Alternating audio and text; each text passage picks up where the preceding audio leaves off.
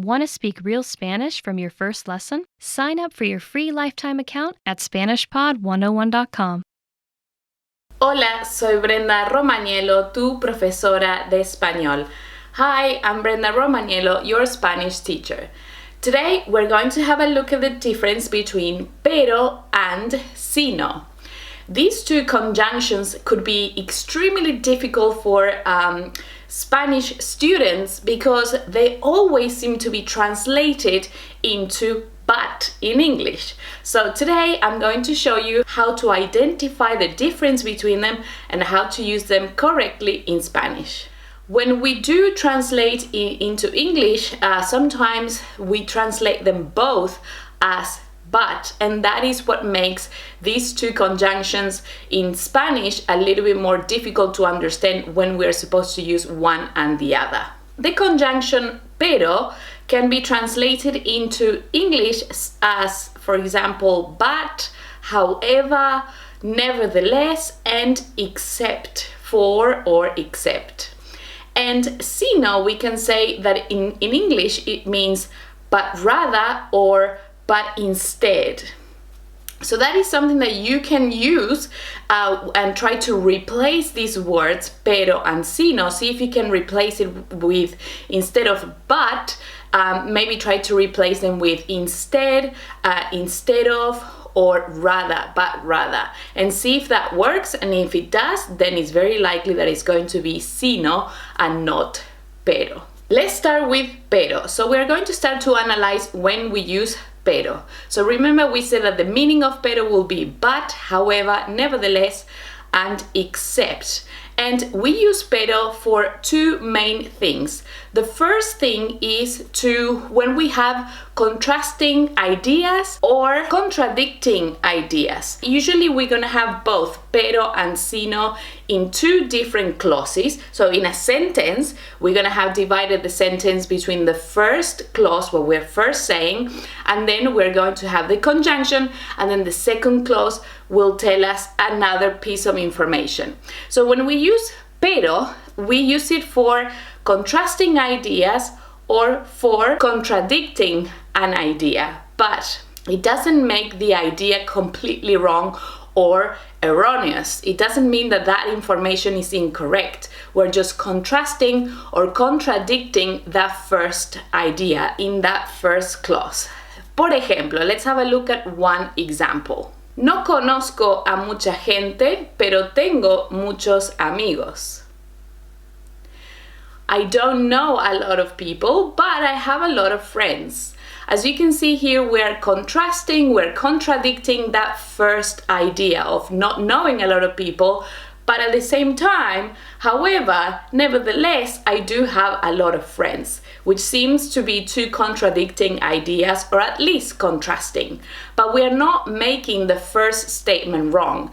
I still don't know a lot of people. So the second use for pero is to talk about an exception.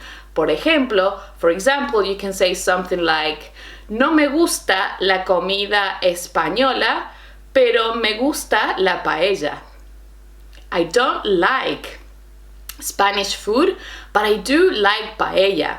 And in this case, you can see that we can replace pero in this sentence with except or except for. So I don't like Spanish food except for paella. So as you can see, I'm still not liking in general Spanish food, which is ridiculous if you ask me. Like, who doesn't like Spanish food? But but you can see here that I still don't like Spanish food. However, I do eat sometimes, with the exception of paella. I do like paella. Now moving on to sino, there's a few things that we need to take into account. Remember that sino, we say that we will translate it into English as but rather or but instead. And we use it here, sino, to contrast ideas, yes, to contradict ideas, but these ideas need to be related. They need to be in relation to each other. And the other thing that we need to take into account is that the first clause of this sentence using sino has to be in a negative form. So, for example, vamos a ver un ejemplo. Let's have a look at one example. La fiesta de cumpleaños de Ana no es hoy, sino mañana. La fiesta de Ana no es hoy, sino mañana. As you can see here, we're contrasting related ideas. And the related ideas that we're comparing here is the day, right? When is the party actually taking place? As you can see, the first sentence is in negative, no es hoy, yes, so it's not today, but rather tomorrow, okay? But instead, the party is tomorrow. As you can see, we're making the first clause, the first statement, incorrect. It's incorrect to say, or the information is incorrect. The party is not today, it's tomorrow. We're not comparing, we're not making the first part true. It's actually quite the opposite. We are stating that the first section of this sentence is actually incorrect. There's a few things that we need to take into account when comparing pero and sino, and that is if it's a negative or affirmative clause, the first one. And if it's a negative clause, usually we're going to use sino, yes, because we are making the first clause incorrect or wrong, okay, and we need to clarify but instead something else. That doesn't mean that we cannot use pero if the first clause is negative. So pero we can use it with the first clause being in a positive or a negative form. So let's have a look at some examples. Let's start with using pero after the first clause being a positive or an affirmative one. Por ejemplo, tengo que ir al supermercado, pero no tengo tiempo hoy. As you can see here, tengo que ir al supermercado. I have to go to the supermarket, but I don't have time today. It means that I still have to go to the supermarket, and this other situation is happening. So they are contrasting and contradicting ideas without making the first positive clause wrong or incorrect. I still have to go to the supermarket. Let's see now an example of when we use pero when the first clause is negative. And this is possible only if these two ideas are not contrasting, they are not completely related, they're not necessarily making the other one incorrect or wrong. Por ejemplo, no me gusta la carne, pero me gustan las empanadas criollas. Yes, I don't like meat, but I do like empanadas criollas, which they are delicious. They're specifically from Argentina, where I'm from, and they are made of meat. So, but of course it has other things inside, so maybe that masks the taste, and you do like empanadas even though you don't eat or you don't like meat. Can you see? We're not completely making the first statement wrong. You still don't like meat. But you, with the exception of, as we were seeing before, except for the empanadas. Another example could be, no tengo tiempo de ir al supermercado, pero voy a ir hoy.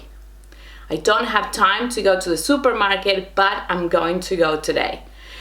So these two things, they are contradicting ideas in the sense that I still say I don't have the time, but I'm gonna make an exception, I'm gonna organize my time, and I'm still going to go today. So remember we were saying that there are two meanings or two uses for pero with a negative sentence, and that is when I gave you a few examples about when to use it as meaning except. And then now I want to give you an example of when we want to say the two contrasting, not related ideas. Por ejemplo, no he visitado Barcelona, pero conozco Madrid. No he visitado Barcelona, pero conozco Madrid. I haven't visited Barcelona, but I've traveled to Madrid. As you can see, this the first one is a negative clause. The first clause is negative. I'm using but, and they're not necessarily contradicting ideas. I'm not making the fact that I haven't been to Barcelona incorrect. That is still true, but I'm also adding information and saying I've been to another city. I'm still contrasting with the first clause, and in the second clause I'm saying I have actually been to or visited Madrid. Now, when we talk about the first clause being negative and using sino, this will be when we want to contrast ideas that are related and making the first clause incorrect. Let's have a look at some examples. Pedro no fue a Barcelona, sino Madrid. Pedro didn't go to Barcelona, but rather it was Madrid. Mi color favorito no es el azul, sino el rojo. My favorite color is not blue, but rather red. As you can see here, blue and red are related and contrasting ideas. We're making the first clause completely incorrect and we're correcting the information in the second clause. And then in the case of him not going to Barcelona, but rather Madrid, again, we're just correcting the information. Muy bien, okay, so that is the class for today. I really hope that now you understand the difference and when to use pero and sino in Spanish. Thank you so much for watching and I will see you next class. Adiós, hasta luego.